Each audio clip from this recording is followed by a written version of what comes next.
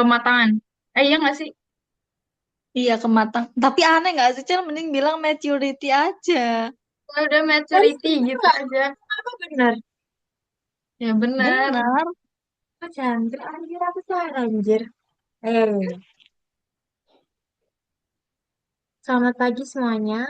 Jadi di video ini kami akan mempresentasikan dari kelompok 5 tentang analisis keuangan kami dari PT Indofood pada masa maturity. Bisa di next.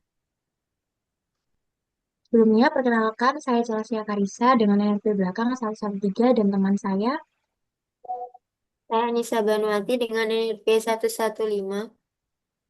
Saya Kirana Wiranata Kusuma dengan NRP 116. Saya Alfiana Vela, NRP 140. Jadi next.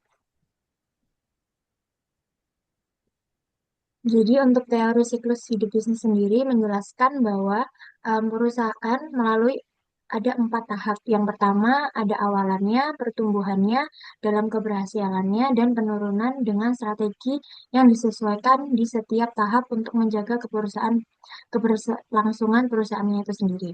Yang pertama ada tahap perintisan maupun awalan. Jadi tahap ini mencangkup penelitian dan pengembangannya dalam perusahaan untuk menentukan dalam jenis bisnisnya, produk, pelayanannya, biaya operasionalnya, dan model bisnis bagaimana yang akan dijalankan.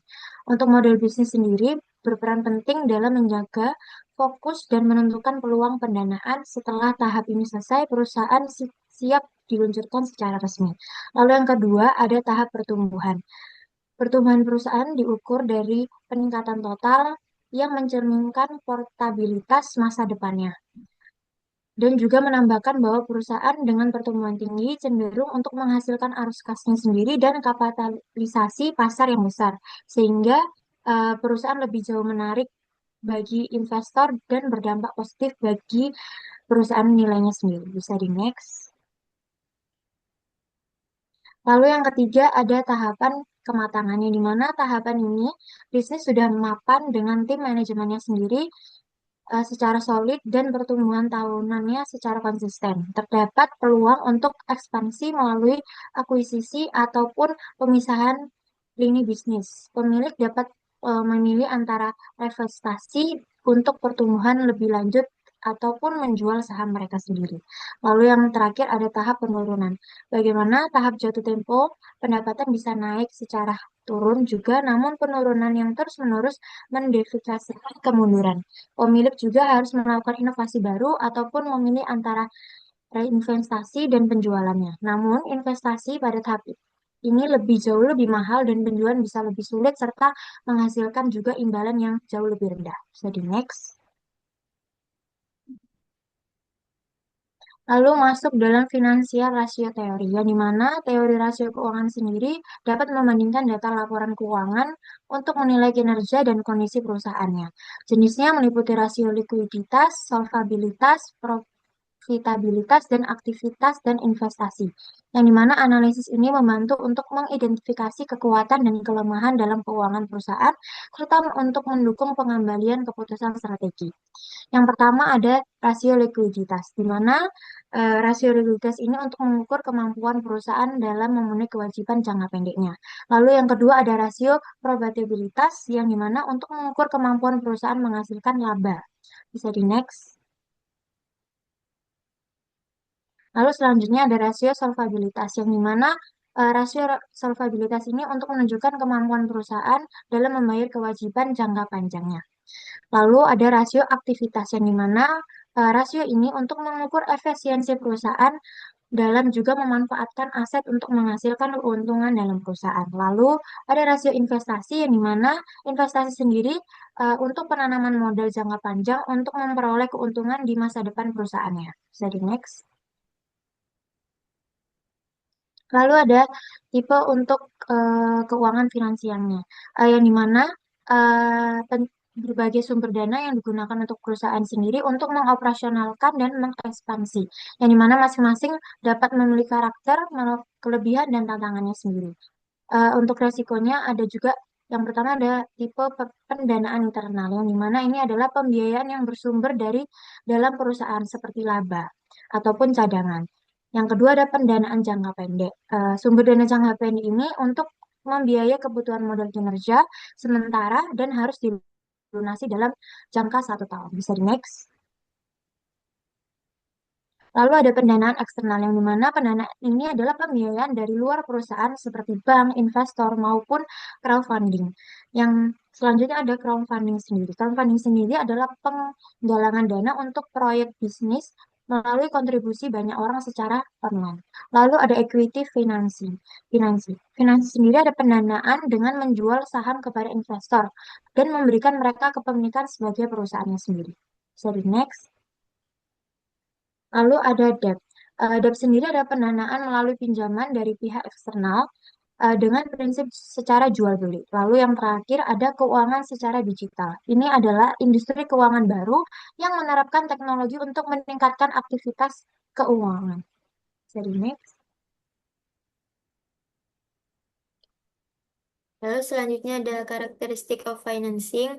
Pembiayaan adalah aktivitas pendanaan oleh perusahaan untuk memenuhi kebutuhan operasional dan investasi jangka panjang dengan tujuan memperoleh dana secara efisien dari segi biaya dan risiko. Karakteristik pembiayaan mencakup sumber dana internal atau eksternal, jangka waktu, serta risiko dan biaya yang menyertainya. Struktur pembiayaan juga dipengaruhi oleh faktor informasi. Next. Regulasi keuangan adalah seperangkat aturan dan pengawasan untuk industri keuangan mencakup tujuan utama yaitu mitigasi risiko sistemik atau asimetri informasi. Cakupan berlaku untuk bank, asuransi, pialang, manajer aset, dan lain-lain. Melibatkan pengawasan aktif oleh otoritas khusus, fungsinya tidak hanya menetapkan aturan tapi juga penegakan berkelanjutan. Next. Untuk mekanisme yang bertujuan untuk meyakinkan bahwa tindakan manajemen selaras dengan kepentingan pemegang saham atau pemilik. Terdiri dari dua mekanisme, yaitu mekanisme internal dan mekanisme eksternal. Next.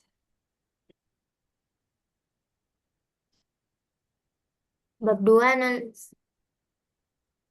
Business Description, deskripsi perusahaan.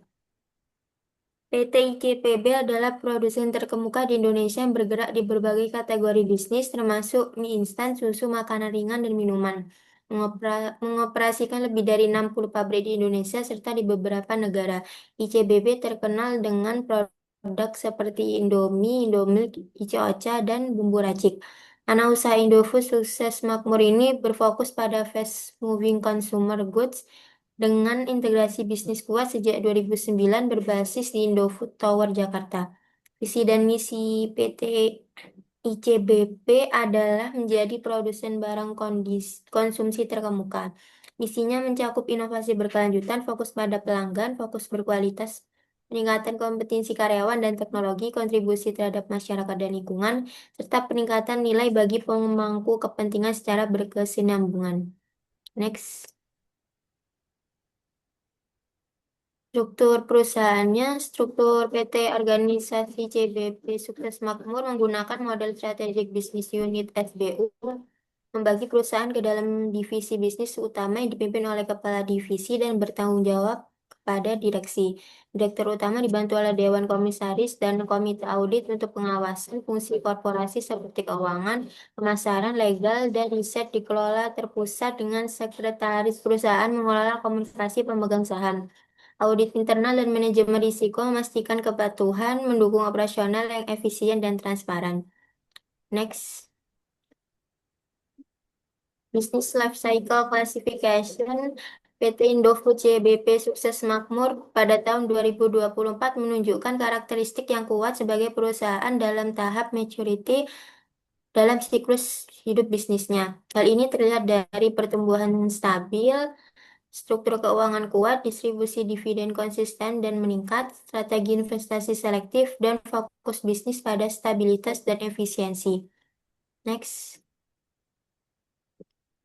Financial Condition of the Business PT ICBP mencatat kinerja keuangan yang sangat baik sepanjang tahun 2024 dengan penjualan mencapai 72,6 triliun, laba bersih sebesar 7,8 triliun meningkat dibandingkan 6,99 triliun pada tahun 2023.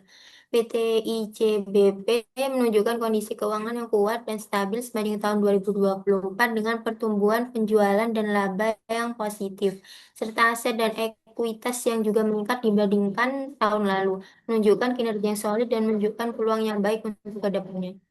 Next.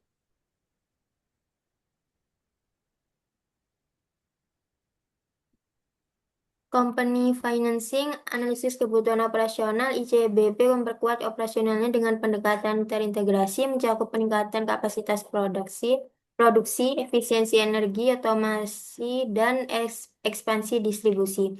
Dengan mengadopsi otomasi dan digitalisasi, perusahaan mengurangi biaya tenaga kerja, minimalkan downtime, serta mengurangi limbah bahan baku.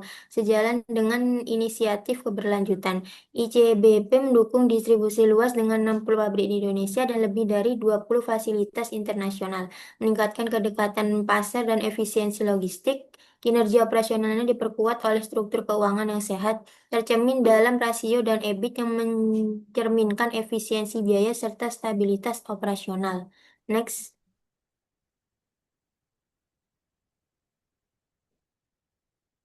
Kemudian ada analisis investasi, yang dimana pada tahun 2024, 2022 sampai 2024, ICBP berinvestasi strategis untuk pertumbuhan jangka panjang. Pada tahun 2022, fokusnya pada akuisisi, efisiensi operasional, ekspansi produksi, dan penguatan portofolio. Sedangkan pada tahun 2023, menandai investasi besar dengan transformasi digital dan otomatisasi.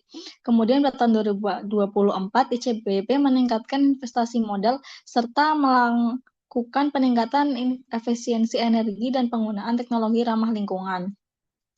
Kemudian ada analisis likuiditas. Pada tabel ini terdapat beberapa komponen. Yang pertama ada current ratio, quick ratio, inventory turnover, dan asset turnover. Dari hasil analisis ini dapat dilihat current ratio meningkat dari 3,10 pada tahun 2022 menjadi 4,9 pada tahun 2024, yang menandakan kemampuan perusahaan membayar kewajiban jangka pendek semakin kuat. Kemudian quick ratio juga naik dari 1,58 ke 3,44, yang menandakan likuiditas perusahaan meningkat tanpa bergantung pada persediaan. Inventory turnover juga stabil di atas 6, yang mencerminkan efisiensi pengelolaan persediaan. Asset turnover sedikit membaik dari 0,56 ke 0,57, menunjukkan peningkatan kecil dalam efisiensi penggunaan aset untuk menghasilkan pendapatan. Kemudian ada analisis solvabilitas. Debt to asset ratio PT ICBP menurun dari 50,2% pada tahun 2022 ke 46,8% pada tahun 2024, yang menunjukkan penurunan proporsi aset yang dibiayai utang dan membaiknya solvabilitas. Sedangkan untuk debt to equity ratio berfluktuasi dari 1,1 pada tahun 2022, turun ke 0,9 di 2023, lalu naik ke 1,30 pada tahun 2024, yang menandakan peningkatan penggunaan utang di tahun 2024. Equity ratio sempat naik di 2023, namun turun signifikan pada 2024, yang menunjukkan pergeseran dari pembiayaan dengan modal sendiri ke utang. Kemudian ada analisis profitabilitas. Yang pertama ada analisis net profit margin. Laba bersih dan pendapatan ICBP meningkat secara konsisten dari tahun 2022 sampai 2024. Hal ini dapat dilihat dari net profit marginnya yang semakin meningkat dari tahun 2022 ke 2023, namun sedikit menurun di tahun 2024, yang mengindikasikan adanya kenaikan biaya yang menekan margin laba. Kemudian ada analisis aset turnover.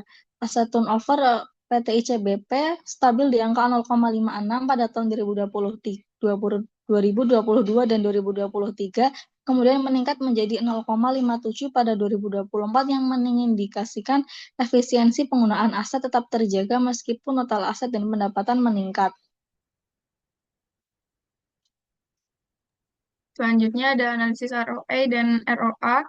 Jadi dari tabel tersebut dapat dilihat ROE-nya itu meningkat dari 7,98% di tahun 2022 ke 11,26% di tahun 2023, lalu turun sedikit ke 10,56% di tahun 2024 karena pertumbuhan ekuitas lebih besar dari kenaikan laba. Lalu ROA naik dari 3,98% tahun 2022 ke 5,86% di 2023 dan sedikit turun menjadi 5,61% di 2024, menandakan efektivitas penggunaan aset yang tetap baik meski sedikit menurun. Lalu ada analisis pasar, yaitu posisi pasar dan kepemimpinan merek. ICBP adalah pemain utama di industri FMCG Indonesia dengan portofolio makanan dan minuman yang kuat. Produk andalannya itu adalah Indomie, karena sudah dinobatkan sebagai most chosen instant noodle brand in the world oleh Kantar selama 9 tahun berturut-turut, lalu menjadi most chosen FMCG brand di Asia Tenggara dan Indonesia. Selain itu, merek susu Indomilk masuk ke 3 besar most chosen dairy brands di Indonesia. Keunggulan ICBP didukung oleh ekuitas yang tinggi, konsistensi kualitas, inovasi produk berkelanjutan, dan jaringan distribusi luas. Next. Lalu ada kondisi pasar dan tantangannya. Pada tahun 2024, pasar FMCG nasional mencatat pertumbuhan moderat seiring peningkatan konsumsi rumah tangga sebesar 4,94%. Daya beli masyarakat kelas bawah masih tertekan akibat tingginya harga kebutuhan pokok. Lalu ada pelemahan nilai tukar rupiah dari 15.200 menjadi 15.900 per dolar Amerika Serikat, meningkatkan biaya bahan baku impor. Lalu ICBP berhasil menjaga kinerja keuangan dengan mempertahankan margin EBIT sebesar 22,5%. Dengan keberhasilan tersebut didukung oleh efisiensi operasional dan pengendalian beban biaya yang efektif. Mechanism and Challenges in Financial Management. Mekanisme dari ICBP ini menerapkan manajemen keuangan yang disiplin untuk menjaga stabilitas dan mendukung pertumbuhan berkelanjutan. Pada 2024, rasio net gearing rendah sebesar 0,30 kali, mencerminkan pengelolaan utang yang hati-hati. Sumber pembiayaan diversifikasi melalui obligasi US dollar dan pinjaman jangka panjang. Efisiensi ditingkatkan lewat otomatisasi, digitalisasi, dan penghematan energi. Risiko nilai tukar dikelola dengan kebijakan lindung nilai terhadap eksposur mata uang asing. Lalu meski rugi kurs belum terrealisasi sebesar 2,11 triliun, kinerja operasional tetap kuat. EBITDA meningkat dan peringkat kredit naik menjadi Baa2 atau stabil dari Moody's serta outlook positif dari Fitch. Lalu untuk challenges-nya itu yang pertama, risiko utama ICBP adalah fluktuasi nilai tukar rupiah terhadap dolar Amerika Serikat akibat ketidakpastian global. Lalu daya beli konsumen rendah tertekan oleh kenaikan harga kebutuhan pokok. Lalu terdapat impairment goodwill investasi di Nigeria sebesar 1,55 triliun. Lalu persaingan ketat mendorong kebutuhan inovasi produk. Lalu perusahaan fokus pada isu keberlanjutan seperti pengurangan emisi dan kemasan ramah lingkungan. Terakhir ada strategi keuangan dan operasional diperkuat untuk menjaga kinerja di kondisi ekonomi yang dinamis. Lalu ada conclusion-nya itu, PT Indofood, CPB, saat ini berada pada fase kematangan bisnis. Perusahaan memiliki posisi pasar yang kuat, kinerja keuangan yang stabil, dan strategi investasi yang terukur. Untuk pendanaan, Indofood lebih mengutamakan sumber internal seperti laba ditahan, namun tetap menjaga akses ke pendanaan eksternal seperti obligasi dan pinjaman bank. Tantangan utama yang dihadapi meliputi fluktuasi nilai tukar, persaingan di industri FMCG, dan tuntutan keberlanjutan bisnis. Secara keseluruhan, Indofood menerapkan strategi finansial yang konservatif dan adaptif, menjaga pertumbuhan melalui efisiensi operasional, inovasi produk, serta diversifikasi sumber pembiayaan. Sekian dari kelompok kami, terima kasih.